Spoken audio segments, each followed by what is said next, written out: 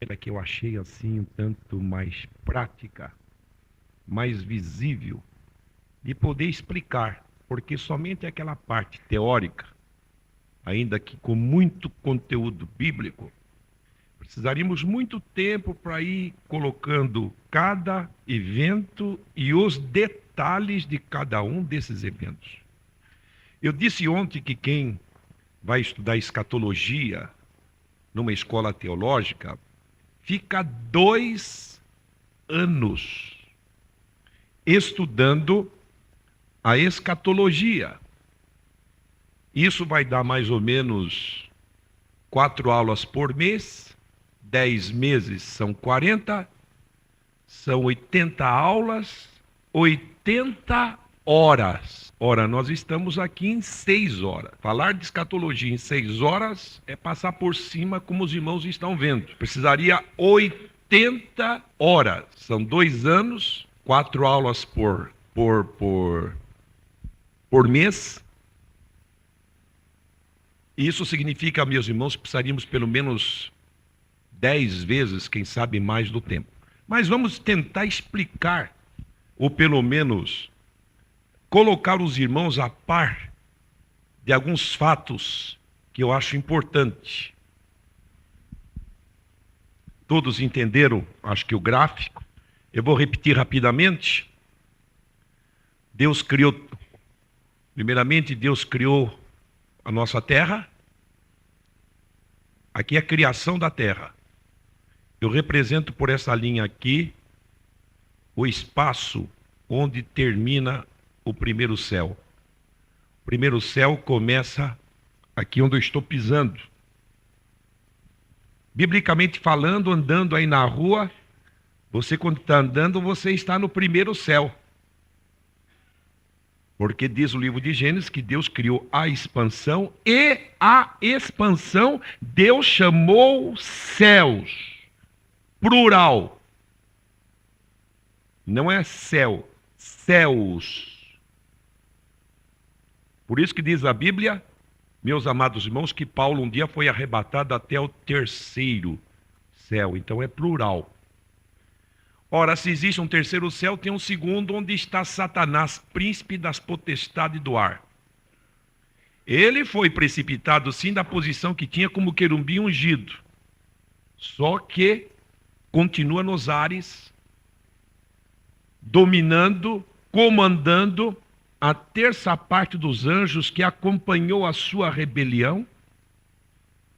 Ele se rebelou contra Deus.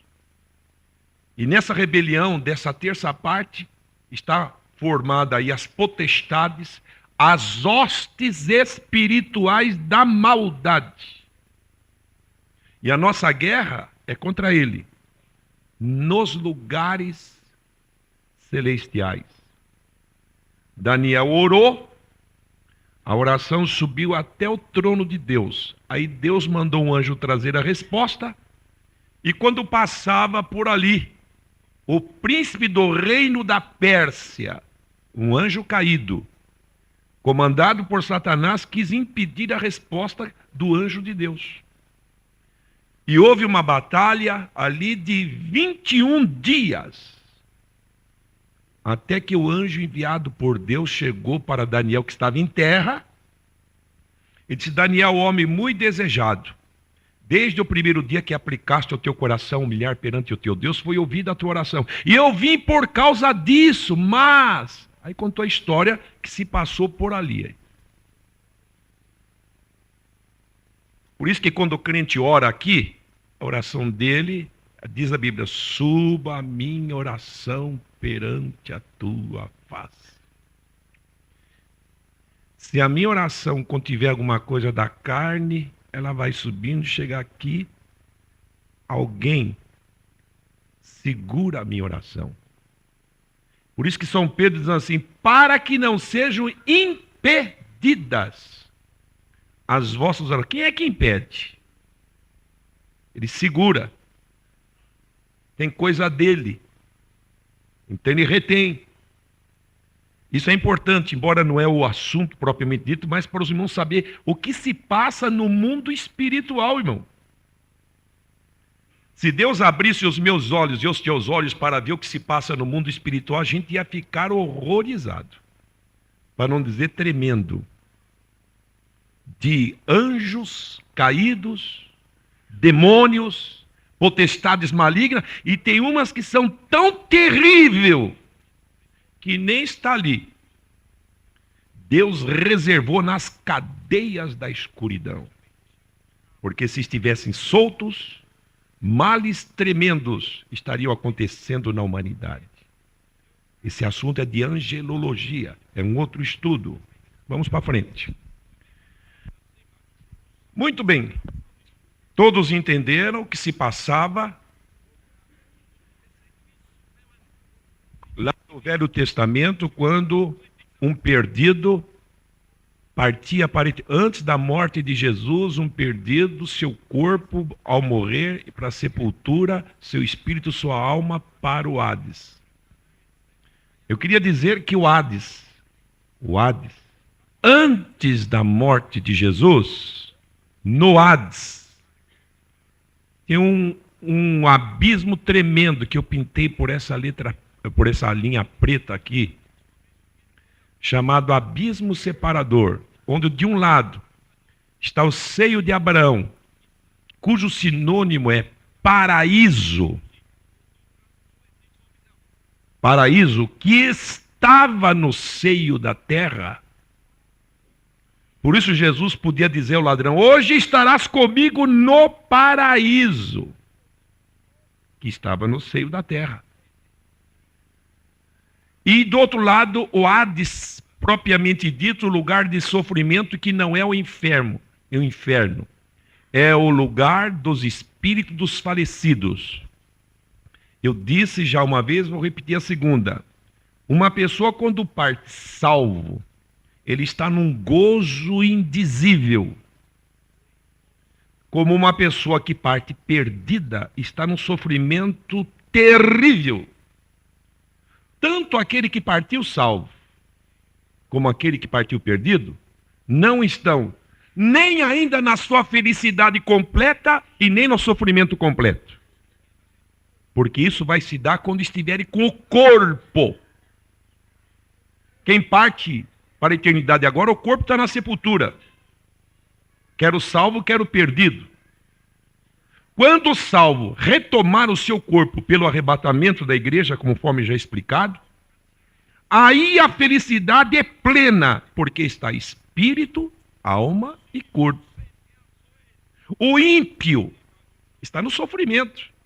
Mas a hora que o seu corpo ressuscitar, não com glória, do jeito que estava aqui na terra, aí é que ele vai ter o sofrimento pleno, em que tanto o espírito, como a alma e o corpo, como disse Jesus, serão lançados no inferno. A personalidade do crente inteiro, espírito, alma e corpo, nós já temos salvação no espírito e na alma, mas não temos no corpo. Temos vida eterna, ninguém aqui tem imortalidade. Quando nós tivermos a imortalidade que dar-se-á na volta de Cristo para buscar a sua igreja, aí toda a nossa personalidade entra no gozo e estaremos para sempre com o Senhor, com palavras, irmãos, com gozo que as palavras humanas não poderão descrever. O pecador, quando o seu corpo ressuscitar, ele comparecerá diante de Deus, espírito, alma e corpo. Que corpo? O mesmo que ele tinha na terra. Para quê? Para ouvir a sentença. Ele já partiu perdido. Não é que ele vai ser condenado. Ele já está. João 3,18, Jesus diz assim: já está condenado. Apenas ele vai ouvir a sentença. O juiz vai lavrar a sentença. Este está condenado. Será lançado no lago de enxofre e fogo, que vem a ser o inferno propriamente dito. Muito bem. Quando Jesus morreu na cruz do Calvário, ele desceu às partes mais baixas da terra, foi do seio de Abraão, onde estava o paraíso, pegou salvos que lá estavam, Abraão, Isaac, Jacó e tantos outros. E ele transportou o paraíso que estava no seio de Abraão. Inclusive, talvez alguns irmãos aqui tiveram oportunidade de ouvir o testemunho do saudoso João Joaquim de Oliveira, que foi um mestre de Bíblia. Ele não era pastor, ele era doutor na Bíblia. E ele foi arrebatado, ele ficou dias. E quando ele voltou do arrebatamento, através de uma oração feita pelo saudoso missionário Colenda, que já dorme no Senhor também, ele disse o que foi que Deus mostrou para ele e onde ele esteve. E um dos lugares que Deus o mostrou, diz que Deus mostrou para ele o seio de Abraão, o paraíso, um lugar perene de paz, de tranquilidade, porém vazio. Por que vazio? Havia muita gente ali, mas Jesus transportou o paraíso que estava no seio da terra para o terceiro céu. Onde Paulo foi arrebatado, diz, e lá no paraíso. Agora está no terceiro céu. Isso é muito importante saber, irmão, porque você vai entender muita coisa da Bíblia entendendo esse ponto. Eu estou passando pontos que eu já falei ontem. Muito bem, Jesus transportou para o terceiro céu o paraíso que estava no seio da terra. Muito bem. E depois da morte de Jesus? Até agora, estamos no ano quase, daqui chegamos 2000. Estamos no ano 1996.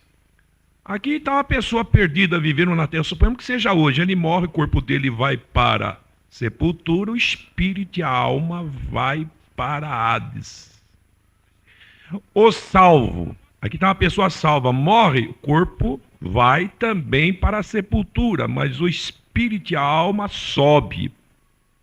Vai no terceiro céu, onde já está um monte de gente lá. Os que partiram antes de nós. Muito bem. Agora vamos voltar aqui. Só que Jesus, que está na glória, aquela glória que ele tinha com o Pai antes que o mundo existisse, ele vai voltar. Ele vai descer. Ele vem, voltarei para vós. E o que vai acontecer quando Jesus estiver para chegar? O que vai acontecer? Aqui está uma pessoa salva. O que vai acontecer? Veja bem, lá no terceiro céu estavam os espíritos dos crentes. Aqueles que partiram salvos estão na glória, onde Paulo foi arrebatado, viu palavras inefáveis que ao homem não é lícito falar, as coisas que o olho não viu, o ouvido não ouviu, não subiram ao coração do homem, são as que Deus preparou. Quando Jesus estiver para descer, simultaneamente, não devagar como estou fazendo, a fração de segundo, quando ele estiver descendo, o Espírito de Deus transmite aos sepulcros a voz de Deus. E aqueles que dormiram em Cristo numa vida de fidelidade, está representado nesta linha verde, seus corpos recebem a energia de Deus pelo poder do Espírito e vão começar a subir, sendo transformados instantaneamente. Enquanto isso está acontecendo, o Espírito e alma, que é o homem interior que lá estava, vai descer para encontrar o corpo que vai subir, a personalidade inteira do homem, espírito, alma e corpo. E o que vai acontecer com um vivo? Essa pessoa está viva, eu e você que estamos no culto. Se Jesus vem agora, não vamos precisar morrer na sepultura, não. Seremos transformados no abrir e fechar de olhos e juntos com os que se levantaram da terra, que já estão na sua personalidade inteira, espírito, alma e corpo, nós também transformados. Já temos salvação no espírito, alma, não temos no corpo, teremos no corpo, subiremos juntos a encontrar Jesus nos ares. Lá nos ares, Jesus nos leva e compareceremos diante do seu tribunal. Não é decisão se está salvo ou perdido, não. Quem subiu já está salvo. É dimensionamento do galardão que vamos receber daquilo que fizemos pelo meio do corpo. Quem semeou muito vai colher muito. Dali Jesus vai nos levar ao Pai onde na sala do banquete a igreja que é noiva se tornará a esposa do Cordeiro. Vai ver as bodas do Cordeiro. E simultaneamente a preparação de Cristo com a sua igreja que vai descer à terra em seguida. Depois de 7 anos que a igreja subiu, a igreja descerá. Porém, nesse tempo ela está se preparando para o grande governo de Cristo que vai ter na terra durante 1000 anos, que é o milênio. Acontece que quando Jesus estiver descendo para buscar a igreja que vai subir, Satanás não vai ficar mais aqui. Quando a igreja estiver subindo, ele está descendo. Ai dos que habitam sobre a terra, porque o diabo desceu a vós, sabendo que tem pouco tempo. A serpente é precipitada na terra. Vai levantar um homem a quem vai dar o seu poder chamado anticristo, que vai ter um cooperador chamado falso profeta, que parece um cordeiro, mas fala como dragão. É o propagandista dele. Ele é bom, ele resolve, ele soluciona. A solução é dele. Eu pintei assim um animal, porque o anticristo é representado por um animal que tem 10 chifres, que representa cada pontinha daquela 10 reinos. Isto daqui fala do antigo Império Romano ressuscitado. É um assunto que demoraria muito tempo para falarmos. E a terra, meus irmãos, nesta época vai haver as grandes pragas, grandes calamidades, a grande tribulação. Que se der tempo, temos um outro gráfico que eu vou pôr ali para ver o que vai acontecer na grande tribulação. É coisa de arrepiar. Muito bem. Só que depois do tempo, Jesus vai descer com a igreja. Antes dele descer, ainda na terra, tem uma pessoa aqui, que são os mártires da grande tribulação, que por não quererem receber o sinal da besta, serão mortos porque querem ficar com Deus e não querem receber o sinal da besta.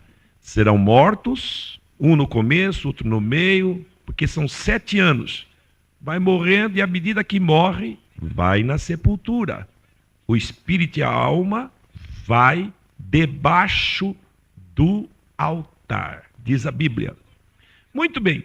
Quando Jesus estiver para descer, simultaneamente, eu tive que pôr uma linha separada para exemplificar, diz a Bíblia que o espírito e a alma desce dos mártires, seu corpo sai da sepultura, vai reviver, vão subir, e quando Jesus estiver para descer, eles descem juntos, porque eles vão reinar com Cristo durante 1000 anos. Quando Jesus estiver descendo, toda a terra haverá de ver Jesus, as tribos se lamentarão vendo o Filho do Homem vir sobre as nuvens com grande poder e grande glória. Jesus vai pegar o anticristo, Jesus vai pegar o falso profeta e vai lançá-los vivos no inferno. Vivos no inferno. Prova que espírito, alma e corpo estarão no inferno. Mas ele vai fazer uma outra coisa. A serpente que estava trabalhando muito aqui, comandando tudo, a serpente que é Satanás, vai pegar a serpente e também vai jogar, não no inferno, no abismo, em outro lugar.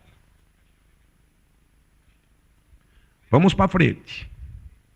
Jesus, ao descer, primeiro, é a pedra que vai bater na estátua e vai desmontar a estátua. Daniel capítulo 2, cabeça de ouro, peito de prata, essa parte de cobre, aqui de ferro e aqui ferro e barro. Desmonta a estátua porque a pedra vai crescer, vai encher a terra toda. É o reinado de Cristo, o reinado universal, a pedra, a rocha dos séculos.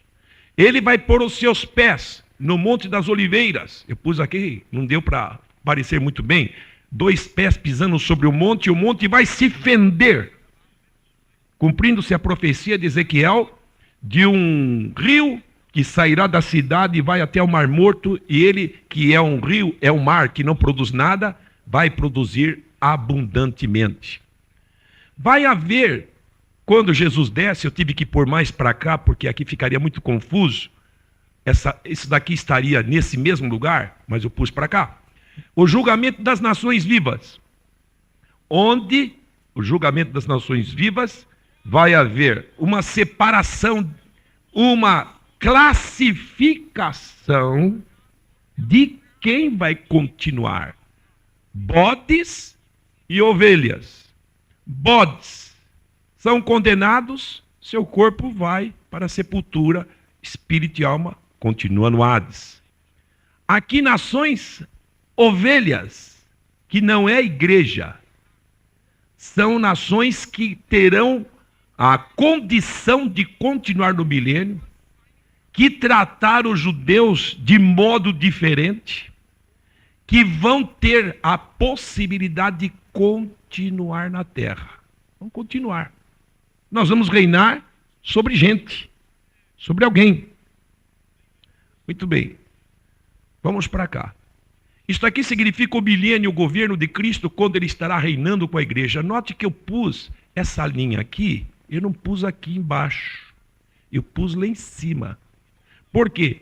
A Bíblia fala de uma nova Jerusalém. São João diz, a nova Jerusalém, a cidade que descia do céu. Foi descendo, descendo. De repente ela parou. Ela não desceu aqui, ela parou lá. Por isso que foi lido aqui na apostila que eu pus aos irmãos, que de Sião sai a lei, as determinações do governo e passa as orientações para Jerusalém que está embaixo. O governo de Cristo é da nova Jerusalém. Meus amados irmãos, e vamos pôr mais aqui para baixo agora, porque tem um ponto aqui importante, depois eu volto. Bom, anticristo foi lançado vivo no inferno, falso profeta foi lá também, Satanás está no abismo, que maravilha, 1000 anos preso no abismo. Satanás não está na terra. Enquanto ele não está na terra, o governo de Cristo que vem aqui, irmão, nessa época, a natureza vai passar por uma transformação, a fauna, os animais, vai ser o governo de Cristo, aquele governo de paz que todos os profetas, principalmente Isaías, fala no seu livro. A idade do homem poderá chegar a 80, 90, 100, 200, 300, 500 anos. Diz a Bíblia que é a idade das árvores. A terra se encherá do conhecimento do Senhor. Nessa época aqui, os pregadores do evangelho do reino, os pregadores do evangelho do reino, estarão pregando e serão judeus. Eles estarão pregando porque Cristo está sentado no trono de Davi, que está vazio até hoje. Hoje ele está sentado que trono? De graça. Cheguemos, pois, diante do trono de graça, para que possamos alcançar graça em tempo oportuno. Aqui vai se cumprir aquilo que disse aos anjos: ele se sentará no trono de Davi e reinará na casa de Jacó. É aí. Mas Satanás está preso, está uma maravilha. Só que quando está terminando o milênio, terminou o milênio, Satanás é solto um pouquinho para voltar outra vez na terra. Mas estava tão bom ele preso, por que não deixou ele preso? É que no céu ninguém entra sem ser provado. E sabe o que Satanás vai fazer quando ele sair daqui? Deus não existe, tudo é bobagem, tudo é conversa, não é nada disso. É o que ele faz hoje. E muitos vão aceitar sua propaganda, é mesmo.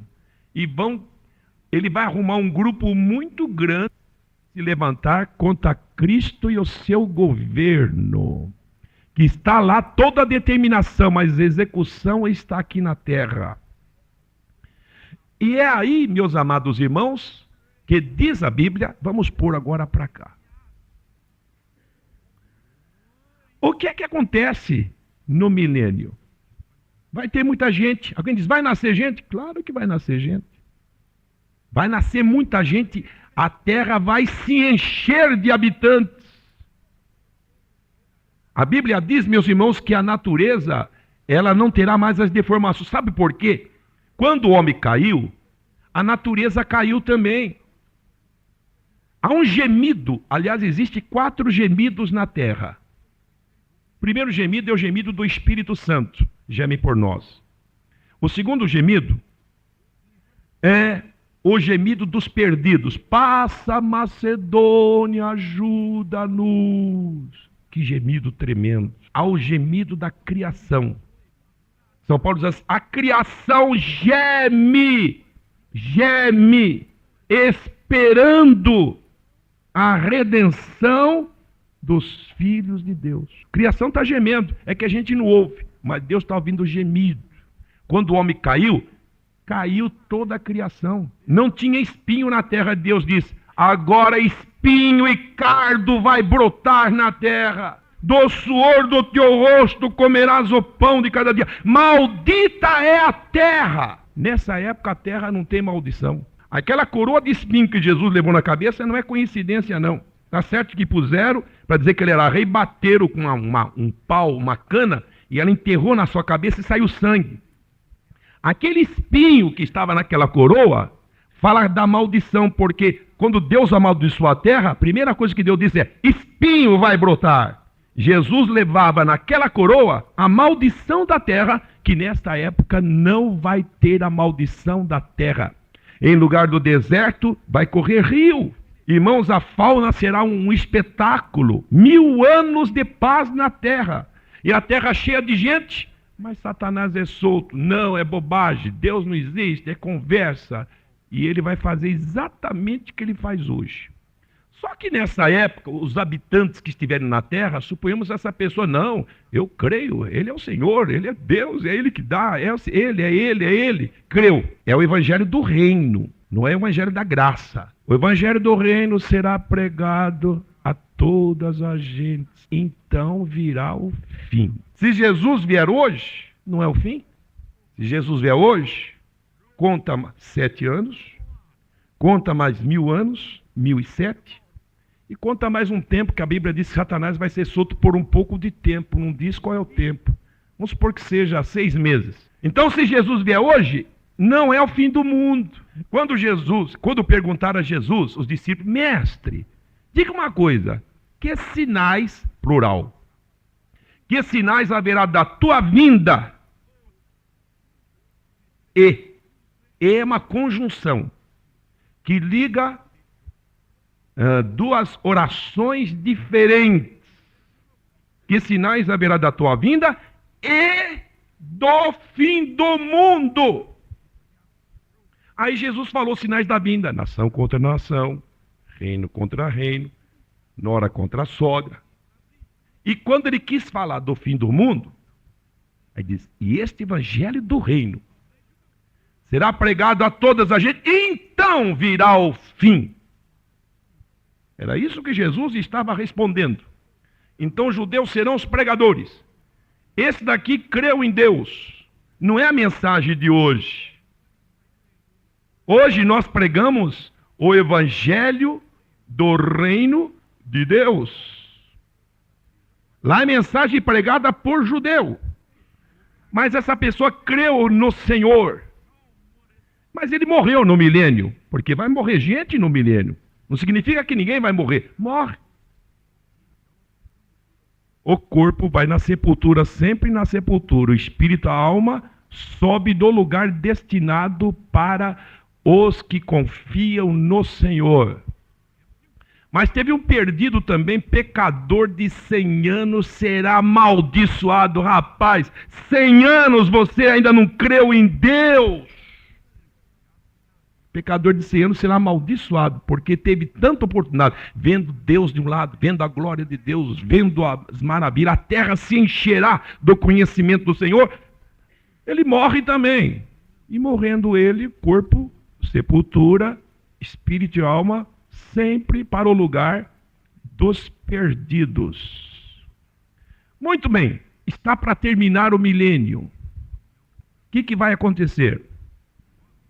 O julgamento do trono branco. Não confunda esse daqui com esse e com aquele outro que não dá para aparecer ali. Eu disse aqui, os irmãos ouviram, eu passei ali, 7 julgamentos diferentes um do outro, com relação ao tempo, com relação às pessoas, com relação ao resultado deles. Nós não vamos comparecer diante do trono branco. Ali é a ressurreição, a última. A nossa não é a última, é a primeira. Bem-aventurado e santo aquele que tem parte na primeira ressurreição. Sobre esses não tem poder a segunda morte. Quando estiver, meus amados irmãos, no auge da propaganda maligna, e muita gente vai aderir, vai acontecer uma coisa: o rei que comanda todas as coisas, que é Jesus, vai desta vez intervir pessoalmente. Vai pegar a serpente que esteve na terra, que passou 1000 anos no abismo, que foi solta um pouco e que estava promovendo a discórdia e promovendo que Deus não existe, e muita gente deixou de crer em Deus, não crê em Deus, não aceita Deus. Uns ficam fiéis, outros não confiam no Senhor. Jesus vai pegar esta serpente. Agora, finalmente, ele vai ser lançado também no inferno, onde ele vai encontrar o anticristo que chegou primeiro do que ele, onde ele vai encontrar o falso profeta que chegou junto com o anticristo. Pela ordem, ele será o terceiro, chegando no inferno, que estava bem preparado para ele mesmo e os seus anjos, diz a Bíblia. E que mais vai acontecer? Vai haver agora o grande último julgamento.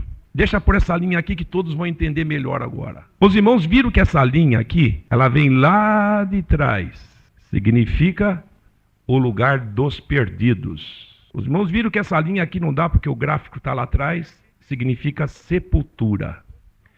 É neste dia, diante do trono branco, que todos, desde o primeiro ímpio que houve na terra, eu não sei quem foi, talvez tenha sido o primeiro homem da terra, Caim.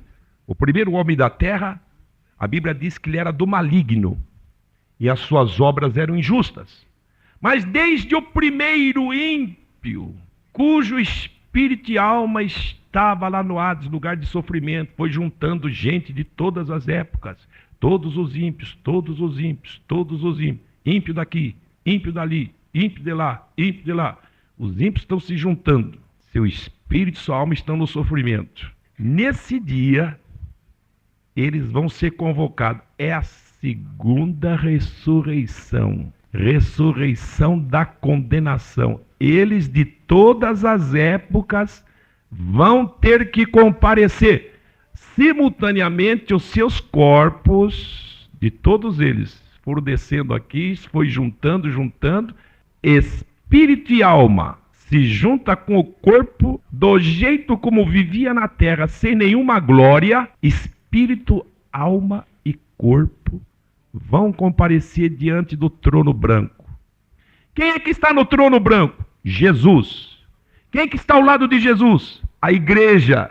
Nós vamos julgar o mundo. 1 Coríntios capítulo 6. Aquele cujo nome não foi achado escrito no livro da vida será lançado espírito, alma e corpo vivos no inferno, onde já estava o anticristo, onde já estava o falso profeta, onde desceu Satanás, vai descer junto ali também.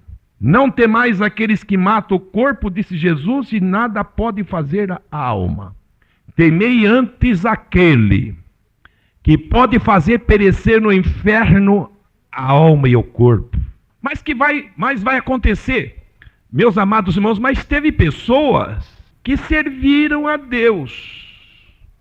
Seu espírito estava lá, seu corpo está aqui. E tem pessoas que vai estar vivo antes que comece o julgamento. O que vai acontecer? Espírito e alma encontra com o corpo que daqui sai. Esse daqui vivo, a Bíblia diz, aquele cujo nome não foi achado.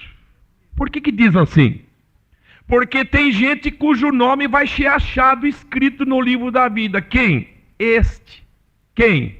Esse. Ele confiou em Deus. O nome dele está no livro da vida. Quando diz assim, aquele cujo nome não foi achado escrito no livro da vida foi lançado no lago de enxofre e fogo. Isso não é para mim nem para você. Muita gente prega isso. Não, irmão, será que naquele dia, como é o seu nome, vai ser escrito? Irmãos, o meu nome já está escrito no livro da vida. O seu já não está lá? Jesus mandou 70 discípulos a pregar e na volta disseram, mestre, pelo teu nome até demônio se não sujeita. Diz, alegrai-vos. Não é porque os demônios se vos sujeitam. Alegrai-vos porque os vossos nomes já estão escritos lá nos céus. Já está lá. Aqui está se falando aquele cujo nome não foi. Porque teve pessoas que não foi. Esses daqui nunca tiveram seus nomes. Eles vão comparecer, vão ouvir a sentença e vão receber a segunda morte, que é a separação eterna de Deus. Eterna. É nesse dia, eu não representei aqui, que sentado nesse trono Jesus e ao lado a igreja, nós vamos julgar os anjos. Está escrito, vamos julgar os anjos. E depois, irmãos, de tudo isso, quando está terminando esse julgamento, agora, finalmente, Deus vai destruir o mundo. Aqui é capítulo 3, está errado. Diz assim que os elementos ardendo se fundirão e Deus criará novos céus e nova terra onde habita a justiça. Aqui diz que como um manto se enrolarão e Deus fará novos céus e nova terra. A terra que Deus havia criado ali, aquela terra pintada de amarela, ela foi durando, até que chegou nesse dia aqui, agora Deus vai destruir. Se Jesus vier agora, eu repito, a terra não vai ser destruída. Tem 7 anos a igreja lá, continua a terra aqui, os homens aqui. Jesus tem 1000 anos reinando com a igreja, a terra continua. No final do milênio, depois do julgamento do trono branco, Deus vai destruir este mundo. Deus vai queimar, Deus vai acabar. Essa terra está contaminada pelo pecado. O pecado manchou esta terra. E Deus vai criar novos céus e nova terra onde habita a justiça. É ali.